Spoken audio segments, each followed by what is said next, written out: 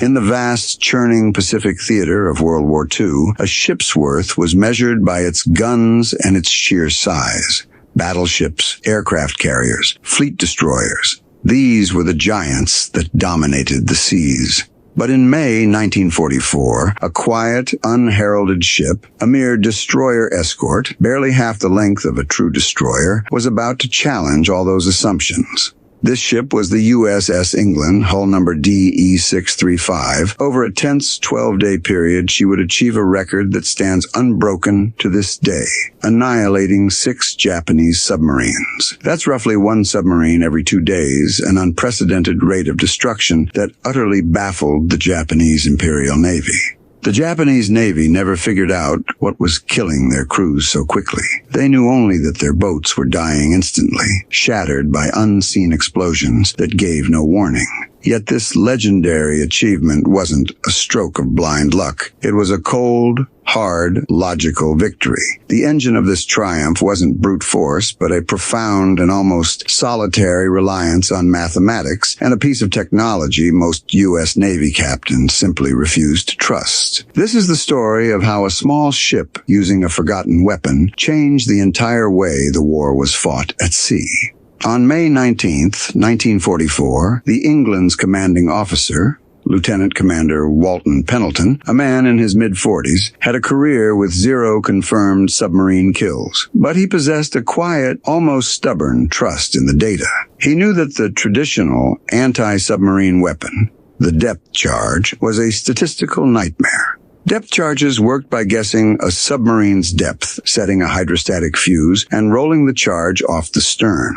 The problem? The submarine had usually moved by the time the charge sank to its preset depth. The combat statistics were brutal and unforgiving. Across the entire war, British forces recorded only 1 confirmed kill for every 60 depth charge attacks. That is a dismal 1.65% success rate. And even when they missed, the massive explosion would cloud the water for a critical 15 minutes, blinding the sonar and allowing the submarine commander to slink away in the ensuing chaos. Therefore, any change to that old way of doing things was worth the risk. The England was equipped with a new experimental weapon called Hedgehog. This wasn't some complex new torpedo. It was a simple, forward-throwing mortar mounted on the ship's foredeck. It fired 24 projectiles in a circular pattern 200 yards ahead of the ship. But the genius was in the contact fuses. They only exploded if they struck something solid, the submarine's hull. This design had 3 immediate, stunning advantages that Pendleton understood before most other officers. First, a miss meant silence. No water disturbance to interrupt the sonar operator's tracking, so contact with the target was never lost.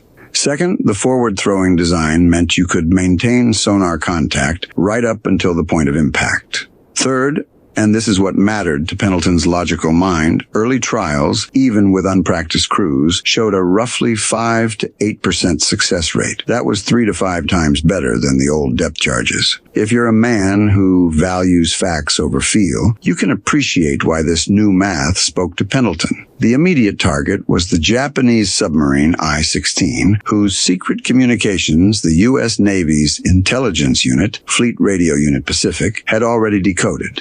Pendleton, alongside 2 sister ships, was waiting for her. When the sonar operator called out the track, I-16 was diving, twisting, and turning. Standard evasion tactics from a skilled commander. The first 4 Hedgehog attacks missed. The complex, unpredictable movements of the sub, combined with the 9-second flight and descent time of the mortar projectiles, made calculating the point of impact a brutal challenge. I-16 had even gone deeper than anticipated, sinking to 325 feet.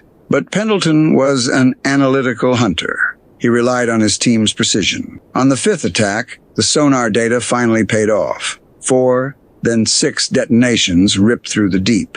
The pressure wave was so violent it physically lifted the England's stern clear of the water and knocked sailors off their feet. I-16 and her 107-man crew were gone. This first kill was just the beginning.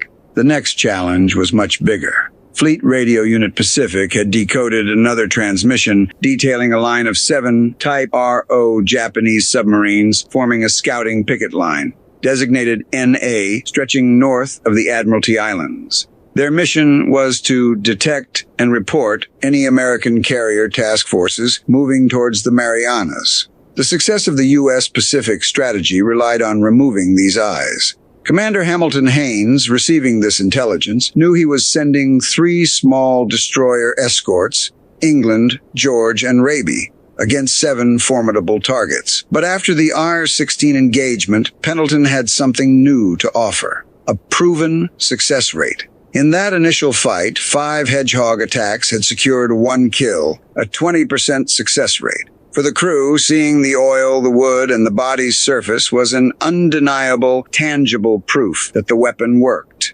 They were converted. The hunter-killer group set out on May 21st. They couldn't rely on decoded messages anymore, as the Japanese were maintaining strict radio silence. Therefore, the Americans had to revert to the old way of detection. But even in the old way, Pendleton found an advantage. He knew the Japanese were predictable, positioning their subs along routes Admiral Halsey's forces had previously used. More critically, submarine patrol patterns were dictated by necessity. Surface at night to recharge batteries, dive at dawn, and run submerged during the day. This created a narrow, vulnerable window for radar detection. The enemy could crash dive and disappear in a mere 3 minutes. So speed was everything. The England's crew had drilled this sequence into a fine, deadly art. Sonar operators could track a diving sub, calculate its speed and depth, and predict its final position. The Hedgehog launcher could be reloaded and fired in 90 seconds. That meant a 24 projectile attack, where success or failure was immediately known by the sound of contact fuses, could end a mission and the lives of 56 men in just 9 seconds. On May 22nd, George's radar found the first sub, RO-106, on the surface, recharging her batteries. The sub crash-dived immediately, but George's Hedgehog attack missed. It was England's turn. The Japanese commander was experienced, making radical turns and changing depth constantly to force the Americans to guess his position. Pendleton didn't guess. The sonar data was fed directly into the Hedgehog firing solution.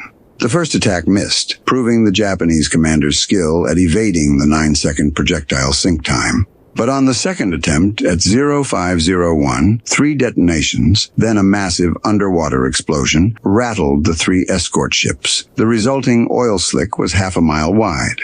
Kill number 2, 3 days after I-16. If you are finding this story of precision, audacity, and success captivating, consider subscribing. On May 23rd, the hunt for RO-104 began. The commander of this sub had clearly learned from the fate of RO-106. He was running deep to evade detection and force the Americans to make a depth guess. Raby and George fired 4 attacks each, all missing. The sub-commander was masterful, consistently turning inside the circular pattern of projectiles to render the attack impossible. But Division Commander Haines, watching from the George, knew who the killer in the group was. England had 2 kills. The others had none. He sent a fateful 5-word message that would become Navy legend. "Oh hell, go ahead, England." Pendleton's first attack missed, but his second attack at 0834 scored 10, maybe 12, detonations. The explosions merged into a single, continuous roar, followed by the sound of tearing metal and collapsing bulkheads. The submarine's batteries had ruptured. Kill number 3. 3 submarines in 72 hours.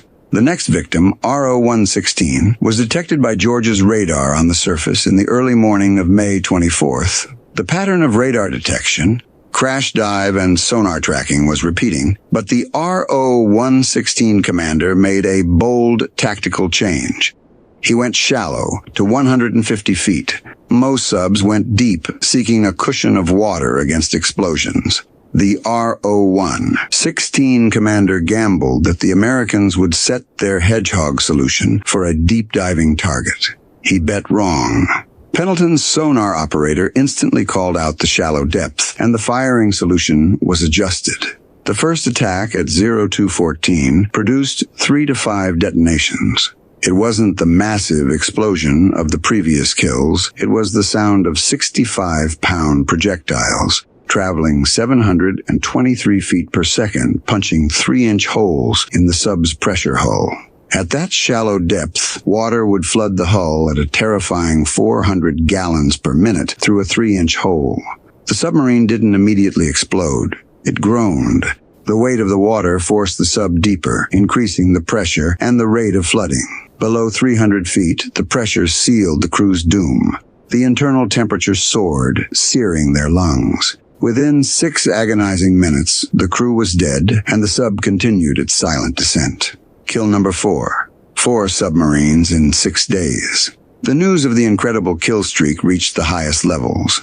Admiral Ernest King, the chief of naval operations in Washington, D.C., read the reports of one small destroyer escort sinking 4 submarines in 5 days using a weapon most captains distrusted. King's response was a simple, direct message to the Third Fleet. There'll always be an England in the United States Navy. The phrase spread like wildfire through the Pacific Fleet. The England was famous, but that fame brought unwanted attention. Admiral Halsey wanted to pull the England from submarine hunting to reassign her to carrier escort duty. She was deemed too valuable to risk, but Commander Haynes refused. 3 subs, RO-105, RO-108, and RO-109, remained on the NA line.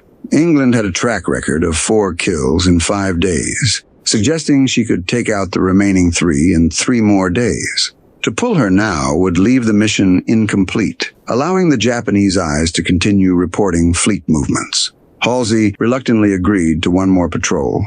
On the night of May 26th, the hunt for RO-108 began. The Japanese commander made the same tactical error as the last sub, staying shallow and making radical turns. But Pendleton's crew was now an elite, seasoned unit. They had tracked 4 submarines before this one and knew every evasion trick. Raby tried first and missed. Haynes's voice crackled over the radio again. "Go ahead, England." England commenced its attack on RO-108 at 23:23. 4, maybe 6 projectiles hit simultaneously, sounding like a single devastating blow. This time there was no slow flooding. The pressure hull ruptured instantly at multiple points. The submarine imploded. 56 men died in less than 3 seconds. Too fast to process what was happening. Kill number 5. 5 submarines in 8 days. In Tokyo, Admiral Soemu Toyota reviewed the patrol reports. 7 submarines deployed to the NA line, and 5 were now missing. No distress calls, just silence. The pattern was chillingly obvious. Something fast, something accurate, something unevadable was killing his submarines. Toyota issued new, desperate orders to the 2 remaining submarines, RO-105 and RO-109. New patrol depth, 400 feet minimum. New surface protocol, no battery recharging unless absolutely necessary. New evasion tactic, run silent at first detection, with no radical maneuvers because noise only gave the American sonar better tracking data. The Japanese were adapting, but they were learning from the mistakes of their dead comrades. The England, George, and Raby continued the hunt. They had the intelligence advantage, but the tactical situation was becoming complex. 5 kills had depleted the England's Hedgehog ammunition. They had only 120 rounds remaining, enough for 5, maybe 6 more attacks. On May 30th, the new Japanese tactics became clear. George's radar found RO-105, which immediately dove to 400 feet, then stopped all engines. Complete silence. No propeller noise, no machinery vibration. The contact signal was weak, intermittent, barely a knuckle, a patch of disturbed water that yielded false returns. Pendleton faced an impossible choice. Fire Hedgehog at a weak contact and likely miss, wasting 24 precious projectiles, or wait for the sub to move, conceding the tactical advantage. He chose to wait. 4 hours of agonizing silence passed. Finally, at 0230 on May 31st, the signal strengthened. RO-105 was moving. Her batteries were running out. The commander had to surface soon or die. In a final desperate gamble, he surfaced at 0315, but had drifted 3 miles with the current during the silent hours, putting him out of the hunting group's grid. He'd bought himself 90 seconds of charging time, enough to power his motors. England regained sonar contact at 0345. RO-105 was running deep and fast, 6 knots away from the escorts. This commander was good, perhaps the best they'd faced. He knew that depth and speed made the Hedgehog attack difficult. Pendleton's crew faced the mathematical nightmare. At 400 feet, the projectiles took 17 seconds to sink, and in that time, the sub could travel 170 feet. A wrong prediction, and the circular pattern would miss entirely. The first 2 attacks missed. The sub was varying her speed between 4 and 6 knots, making the calculation impossible. England had expended 48 projectiles in a matter of minutes. Only 72 remained. 3 chances to kill RO-105. Haynes watched, knowing this engagement was different. The previous 5 had died quickly. RO-105 was winning the math game, but at 0447, Pendleton's sonar operator detected a pattern. The Japanese commander, believing he was random, was turning 30 degrees to port, then 30 degrees to starboard every 4 minutes. Humans aren't random, they fall into patterns. Pendleton adjusted the firing solution, predicting the next turn, leading the target by 200 feet. The third Hedgehog attack at 0508 was delivered perfectly. 4, maybe 5, detonations. The pressure hull was breached, but not destroyed. The sub was flooding, but still moving. The commander was blowing ballast tanks, executing emergency procedures to abandon ship and save his crew. But England's 4th and final attack at 0532 was the finishing blow. 8 detonations ripped the submarine apart. Emergency blow procedures ceased instantly. The crew never reached the surface. Oil and debris surfaced at 0615. Kill number 6. 6 submarines in 12 days. The record was unprecedented and impossible to believe. Halsey immediately pulled England from the hunt. 6 kills was enough. England had validated the Hedgehog system beyond any doubt. Every destroyer escort in the Pacific Fleet would receive new training, tactics, and firing solutions based on England's action reports. The remaining Japanese submarine, RO-109, took Toyota's warning to heart and was never found. She ran deep and silent, surviving the war. Her crew only learned months later that 6 of their sister submarines had been annihilated in 12 days by one small ship using a weapon they'd never heard of. The Presidential Unit Citation was awarded in July. It mentioned the crew's discipline and the weapon's effectiveness, but the citation didn't capture the real lesson. The mathematics did. England achieved a roughly 35 to 40% success rate, more than 20 times more effective than the old depth charges. Pendleton trusted numbers when other captains clung to tradition. He calculated and predicted while others guessed. After surviving a devastating kamikaze attack on May 9, 1945 off Okinawa, which killed 37 of her crew, the Navy repaired her but decommissioned her post-war as surplus. She was stripped for scrap, and by November 1946, the ship that sank 6 subs in 12 days was reduced to razor blades and tin cans. Her record remains. No ship has ever matched it. Lieutenant Commander Walton Pendleton survived the war. His grave at Arlington National Cemetery, only mentioning the Navy Cross. It doesn't mention the 6 submarines or the 12 days that changed naval history forever. If this story reminds you of the quiet strength and intelligence that won the war, share this video, because it helps us keep these memories alive for a new generation. If you have a story about a military relative's quiet act of heroism, let us know in the comments below.